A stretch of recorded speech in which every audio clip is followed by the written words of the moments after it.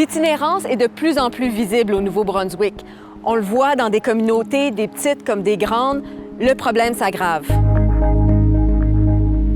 C'est difficile d'évaluer le nombre exact de personnes qui n'ont pas d'endroit où rester.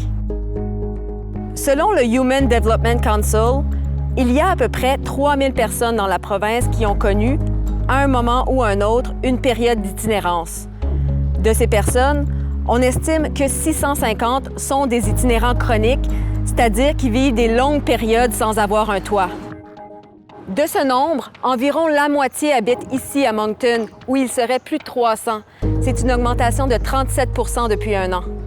I had my own place, but when I got my first dog, the landlord kicked me out after 6 years. I've been on the streets basically since then, yeah. Just being raped and robbed. And you had no protection. I was using fentanyl and crystal meth for a while. Not so much anymore, but it's a battle every day.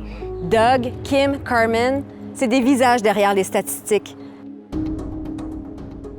La crise est aggravée par le manque de logements abordables, mais aussi par la présence d'opioïdes et de drogues de synthèse dans la rue.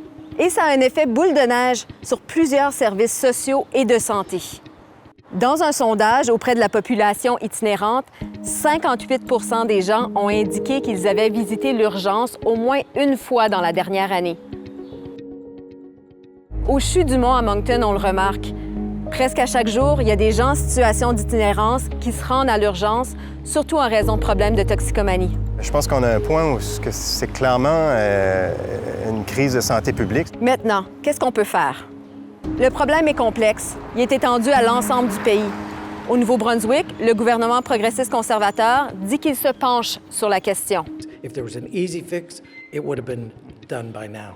So we're working with our counterparts. Il n'y a pas de grande stratégie au niveau provincial pour répondre directement à la crise de l'itinérance. Le gouvernement provincial a présenté l'été dernier une stratégie sur le logement.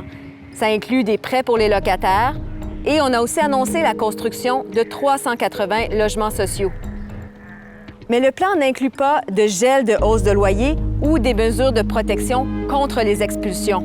Plusieurs organismes qui viennent en aide aux personnes en situation d'itinérance disent qu'il manque de ressources et qu'il va falloir en faire beaucoup plus avant de voir la situation s'améliorer.